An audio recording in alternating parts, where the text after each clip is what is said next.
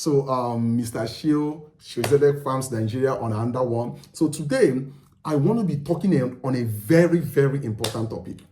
You see, I see many people, begin to ask. I say, I want to employ a staff in my farm. How do I do that? How do I know the right person? And I keep guiding here and there. So I thought I should make a video to address this once and for all. Now, before I start, I want to say this. The staffs you have in your farm can make or mar your farm, can ruin or elevate your farm to the next level. So I want to go straight to it. I want to give you 7 things.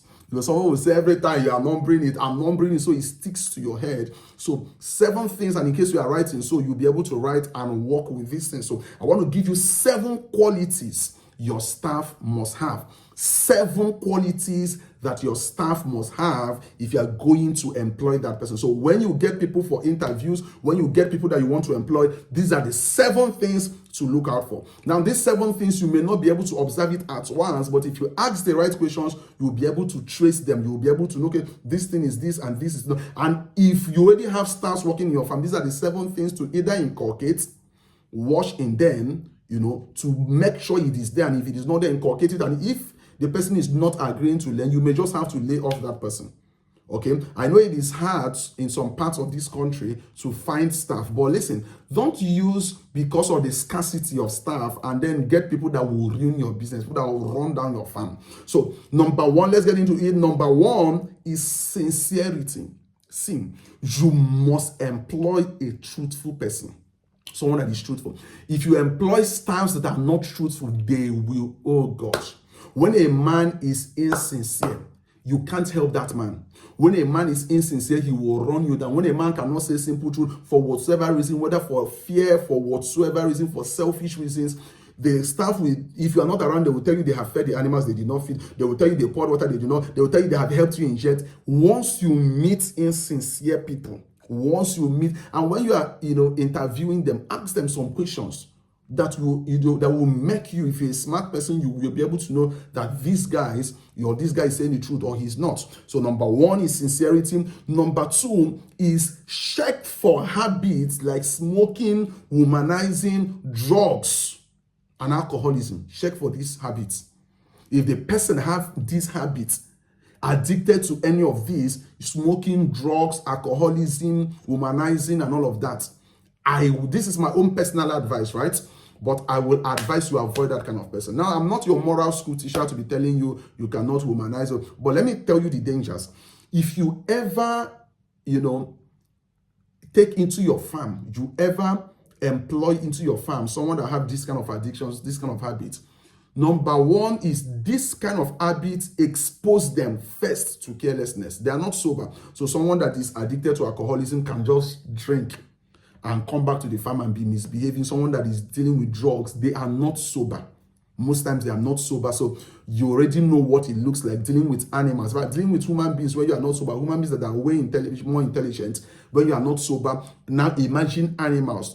Someone smokes in the morning, gets high before he comes to attend to the animals. You can only imagine what can happen on the long run. And then the next thing is that I've seen people who are addicted, and most times it exposes them to, these things expose them to, theft. Yeah, because they want money to keep funding their habits. And guess what? Your salary will never be enough. What you are paying them will never be enough for these habits to be funded. So I hope you are guessing right. The next place to source that money is to try to cheat you out, is to try to sell some of your animals. See, I met a man that said he employed, a farmer that said he employed his wife's brother into his farm. And he said this guy, for years he was working for him. As of then, he had not learned how to keep farm record. This guy was stealing his animals and selling. He would just tell him, Oga, maybe when he travels, you just call him, Oga, one of the pigs just died, or one of the pigs is just sick, or they will tell him today, and then the next day, he will tell him he's sick, he's not moving, the Oga will be saying, inject, he will not know that nothing happened. And guess what? He will kill the animal and sell it. He will just kill the animal, do a video and say, the animal is dead though. And then he will sell the animal. He kept doing this and kept doing this. In fact, it was one of the persons that come to buy the animal back door that told the boss. So you see. So you must watch out for these traits. Number 3 is obedience to instructions. See, your worker must be obedient. I know in farming, people can be innovative, people can, but see, employ someone that is obedient.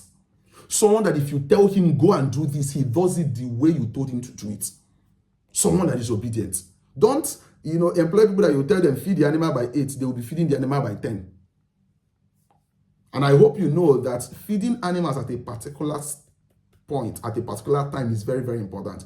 If you watch my video where I talked about that, very, very important that you feed your animals at a very particular time. So watch out for obedience to instructions. Number 4, which is very similar to the third one, is someone that pays attention to details. See, obeying instruction and paying attention to details are not the same thing. Don't confuse them for each other. There are people that are obedient, but they are not thorough. That's the word. They are not thorough.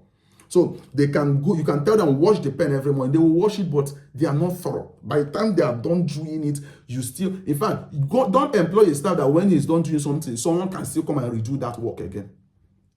So you must, for example, in feed mixing and all of that, if you mix someone that is not thorough, your micro ingredient may just go and stay inside one bag. Meanwhile, you mixed about 9 bags. So watch out for someone that pays attention to details. And it also talks about carefulness. Someone that pays attention to details is a careful person. Do you know there is this deworming drug we use, levamisole. If you inject levamisole 1 mil above to some animals, they will die in your hand there instantly. So levamisole is used by weighing. So imagine you just have a very careless person who doesn't pay attention, and you tell the person, administer levamisole to this particular animal, and he feels this not going to weigh that animal. So he just uses his eyes to look and say, okay, this animal should be up to 30 kg. Meanwhile, maybe that animal is weighing 15 kg. And then you inject what you should inject to a 30 kg animal on that, and the animal die, and they will never admit that that's what happened. So this is why you must pay attention as a boss, as the CEO, to the kind of persons you are employing. So number 5 is communication. Someone that can communicate well. Someone that can communicate well. See, it can never be overemphasized. Employ only people who can communicate very well. Employ only people who know. See, there is this, my friend's farm. His worker is very good, but the problem is the guy has problem with talking. It's not that he has speech impediment, but he has problem with communication. Water may not be in the farm. And then to call boss and say, there's no fuel, this guy will leave it. Sometimes I will come to the farm to visit them, and I'm like, they say he's waiting for his boss to come. You are waiting for your boss to come. You can't call on phone. So communication. Teach your workers to be able to communicate.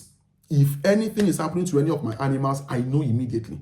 I communicate with the worker, and the workers and they tell me immediately, okay, this is what is happening. So let them learn communication, and also aid them with communicative, devices, some communication devices, things that are going to help them to communicate, to you. So number 6 is employ someone that have a team spirit, someone that can work with people. See, especially when you have a big farm, if you employ workers that cannot work with themselves, they will rob you. You can have 10 staffs in your farm, and your farm will still be very, very dirty. Very, very dirty. So employ people that have team spirit. People that have team spirit. People that know how to work together to achieve a common aim. And that brings me to the last one, which is skill. Some of you have been waiting for me. Say, what of the person? Is he experienced? So skill and experience. That's the last one. So possibly employ someone with skills and experience. But you'll be wondering why I left it for the last. The truth is, if you know what you are doing, or you already have people that know what they are doing in the farm, then this skill should be the last thing. Because the person if the person have all these other 6 characteristics, he can always learn how to do these things. The skill part and all of that, he can always learn it. So make sure that these 7 characteristics, basic, they are not all, but basic, are, they're already there in this worker you want to employ. And once they are there, I promise you, every other thing you are looking for in a worker will come true. Because these are the foundation. So I remember Mr. Shio Zedek Farm. Catch you on the next one.